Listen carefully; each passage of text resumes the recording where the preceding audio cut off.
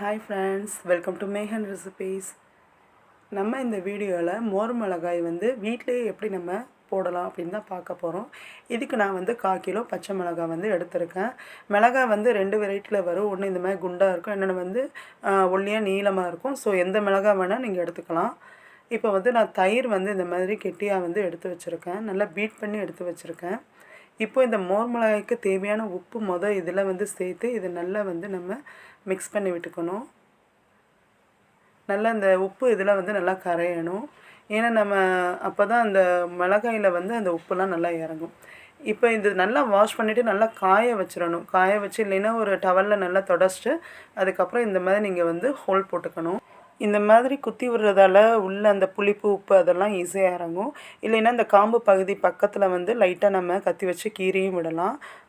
ஆனால் விதை வராத மாதிரி பார்த்து லைட்டாக கீறி விடணும். ஒரு பெருசாக நம்ம கட் பண்ணிட்டோம்னா விதைலாம் வெளியில் வந்துடும். ஸோ அது மாதிரி பார்த்து லைட்டாக கீறி விடணும். இல்லைன்னா இந்த மாதிரி நம்ம குத்தி விடும்போது அது விதைலாம் வெளியில் வராமல் ஈஸியாக இருக்கும். இந்த காம்பு எடுத்துடாதீங்க, காம்பு எப்பயுமே இருக்கணும்.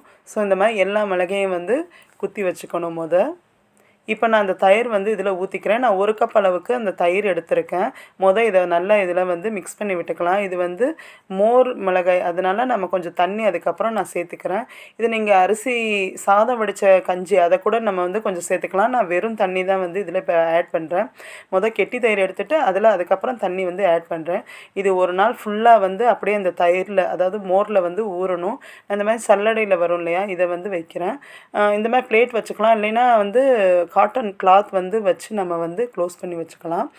மூடி வைக்கக்கூடாது. அதாவது நல்லா டைட்டாக லிட்டு போட்டு மூடக்கூடாது. இந்த மாதிரி காற்று போகிற மாதிரி ஒரு நாள் ஃபுல்லாக நம்ம வீட்டிலையே வச்சுருக்கணும். இது நல்லா ஊறணும் இந்த மாதிரி தயிரில். இப்போ பாருங்கள், அந்த மோரில் அந்த தண்ணிலாம் பார்த்திங்கன்னா ட்ரை ஆகிடுச்சு.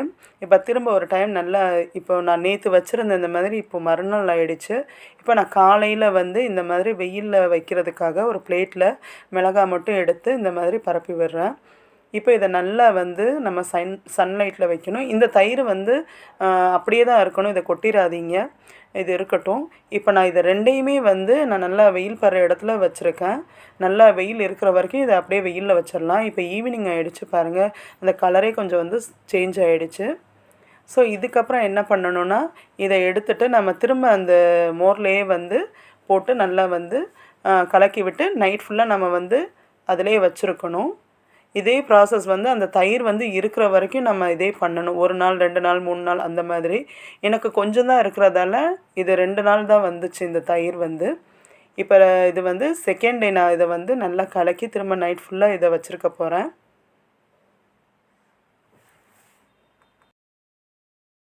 ஸோ இந்த மோர் இருக்கிற வரைக்கும் நைட் இதை நம்ம இதில் ஊற வச்சு திரும்ப காலையில் பிளேட்டில் வச்சு வெயிலில் வைக்கணும். இந்த மாதிரி இந்த மோர் இருக்கிற வரைக்கும் பண்ணிவிட்டு அதுக்கப்புறம் வெறும் வெயிலில் வச்சா மட்டுமே போதும். இப்போ நல்லா இந்த மாதிரி மிக்ஸ் பண்ணி விட்டுக்கோங்க. இன்னும் அது நல்லா அப்சர்வ் பண்ணிக்கிறோம் அந்த மோரை, உப்பு எல்லாத்தையுமே. ஸோ நைட் நல்லா இதை எப்பயுமே க்ளோஸ் பண்ணி வச்சிடாதீங்க, அதாவது மூடி போட்டுலாம் வச்சிடாதீங்க, நல்லா காத்தோட்டமாக இருக்கணும். இப்போ இந்த மாதிரி எனக்கு காய்கிறதுக்கு பார்த்தீங்கன்னா ஒரு 8 நாள் 9 நாள் ஆகிடுச்சுங்க. நல்லா இப்போ ட்ரை ஆகிடுச்சு. இப்போ பாருங்கள், உங்களுக்கே நல்லா சவுண்டு கேட்குதுல, நல்லா ட்ரை ஆகிடுச்சு. இந்த மாதிரி மோர் அங்கங்கே ஒட்டி இருக்கிறத எடுத்து விட்டுருங்க. இல்லைன்னா எண்ணெயில் வறுக்கும் போது அது அப்படியே அடியில் தங்கும் கருப்பு கருப்பாக. அதனால் முடிஞ்ச அளவுக்கு எடுத்துக்கோங்க. அவ்வளோதான். இதை நீங்கள் ஏர்டைட் கண்டெய்னரில் போட்டு வச்சுக்கிட்டால் அது பாட்டுக்கு அப்படியே நல்லா இருக்குங்க. ஸோ மிளகாய் சீசன் இல்லை வெயில் காலம் வந்துருச்சுன்னா நம்ம இதை பண்ணி வச்சுக்கலாம். அது பாட்டுக்கு 6 மாதம் வரைக்கும் அப்படியே இருக்கும். இப்போ நான் நல்லா எண்ணெய் காய வச்சு இதில் பொரிச்சு எடுத்து காமிக்கிறேன் எப்படி வந்திருக்குன்னு. இதை நீங்கள் ரொம்ப நாள் வச்சுருந்தீங்கன்னா ஒரு மாதத்துக்கு ஒரு தடவை நல்லா வெயிலில் எடுத்து வச்சுருங்க.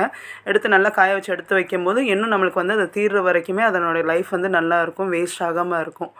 ஸோ நான் எனக்கு தேவையான அளவுக்கு நான் இப்போதைக்கு இந்த எண்ணெயில் பொரிச்சு எடுத்துக்கிறேன்.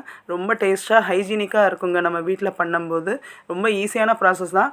ஆனால் என்ன, வெயிலில் காய வச்சு எடுக்கணும், அவ்வளோதான். ஸோ நீங்களும் இதை ட்ரை பண்ணி பார்த்துட்டு உங்கள் ஃபீட்பேக் மறக்காமல் எனக்கு கமெண்ட்ஸ் பண்ணுங்கள். தேங்க்ஸ் ஃபார் வாட்சிங் ஃப்ரெண்ட்ஸ்.